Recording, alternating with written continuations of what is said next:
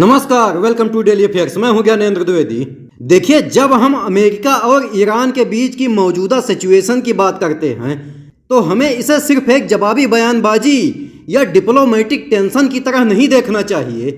ये मामला अब उस ट्रेडिशनल डिप्लोमेसी से बहुत आगे निकल चुका है। ट्रंप ने जो कहा कि हमें पता है खामनेई कहाँ है, ये महज एक बयान नहीं था।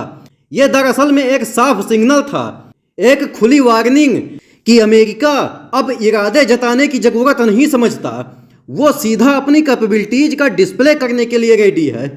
और जब उसी ब्रीथ में ट्रंप ये भी कहते हैं कि हम अभी हमला नहीं करेंगे, तो इसका मतलब सीधा सीधा यही है कि हमला अब इफ नहीं सिर्फ व्हेन का मामला रह गया है। और इसमें जो बात सबसे ज्यादा डेंजरस है वो ये कि अमेरिका ये सब सिर्फ ईरान को धमकाने के लिए नहीं कर रहा, ये एक सिग्नल है उन सारे देशों के लिए जो चाइना और रसिया के इन्फ्लुएंस में हैं और जो अमेरिका की ग्लोबल पोजीशन को चैलेंज देना चाहते हैं। अमेरिका दिखाना चाहता है कि भले ही उसके इंटरनल हालात कितने भी अनस्टेबल क्यों ना हो, लेकिन उसकी मिलिट्री मसल और ग्लोबल कंट्रोल मैकेनिज्म अभी पूरी तरह एक्टिव है। और यह बात सिर्फ वर्ड्स में नहीं, टेक्नोलॉजी में भी दिख रही है। स्पेशली जब ट्रंप क्लेम करते हैं कि अमेरिका ने पूरे रीजन का एयर कंट्रोल हासिल कर लिया है। ये आज के टाइम में सीधा सीधा साइबर और इलेक्ट्रॉनिक डोमिनेंस का प्रदर्शन है। दूसरी तरफ ईरान अब सिर्फ रिएक्टिव स्ट्रेटजी में नहीं है। अब तेहरान की सोच ये नहीं कि क्या हमला होगा, बल्कि ये कि कब होगा और कैसे झेलना है। खामनेई का ये बयान कि अब जंग शुरू हो चुकी है, ये इमोशनल नहीं, पूरी तरह से स्ट्रेटेजिक स्टेटमेंट था।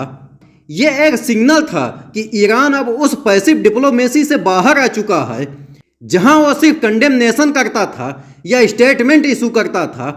अब वो प्रिपरेशन कर रहा है, drones, proxy groups, cyber defence और रीजनल नेटवर्क्स के जरिए जवाब देने की।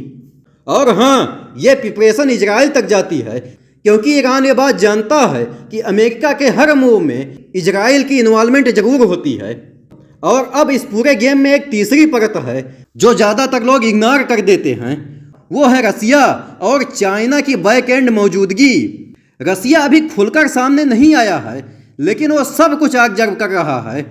वो जानता है कि अगर अमेरिका और ईरान के बीच हालात कंट्रोल से बाहर हुए तो उसे एक बार फिर सीरिया जैसी सिचुएशन में एंट्री मिल सकती है, जहां वो खुद को प्रोटेक्टर की तरह प्रोजेक्ट करेगा, लेकिन अपने स्ट्रेटेजिक इंटरेस्ट साधेगा।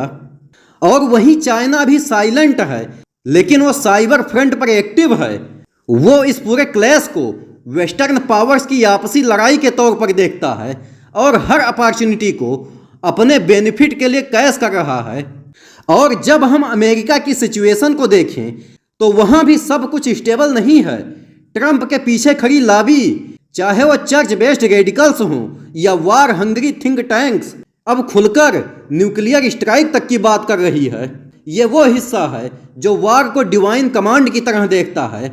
और ये जितना रिलीजियसली खतरनाक है, उतना ही रणनीतिक रूप से अनकंट्रोलेबल भी। और अब सवाल ये उठता है कि ये सब कहाँ जाकर रुकेगा?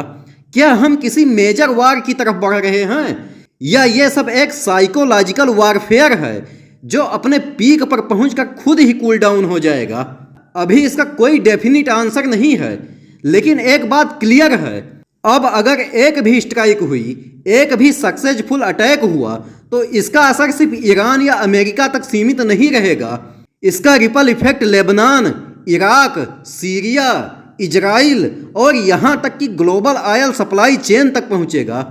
मतलब ये कि ये सिर्फ एक पोटेंशियल कॉन्फ्लिक्ट नहीं, बल्कि एक डोमिनो इफेक्ट की तरह है, जिसमें अगर एक टुकड़ा गिरा तो पूरी जमीन हिल सकती है। और इसी वजह से इस इशू को केवल हेडलाइंस या ब्रेकिंग न्यूज की तरह नहीं देखना चाहिए, बल्कि इसे एक ग्लोबल इक्वेशन की तरह समझना चाहिए, जहां हर एक बयान, हर एक ड्रोन फ्लाइट, हर एक साइबर अटैक एक नई डायरेक्शन डिसाइड कर सकता है।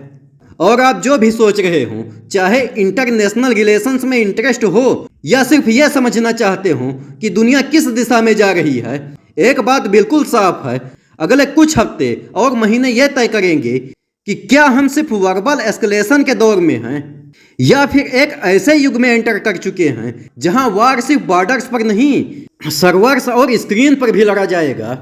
लास्ट में मैं आपसे एक क्वेश्चन पूछूंगा कि जून 2025 में अमेरिका ने मध्य पूर्व की हालात को देखते हुए निम्न में से किस देश से अपना गैर जरूरी राजनयिक स्टाफ वापस बुलाया? ए पर है सऊदी अरब, बी इराक, सी सीरिया और डी ईरान।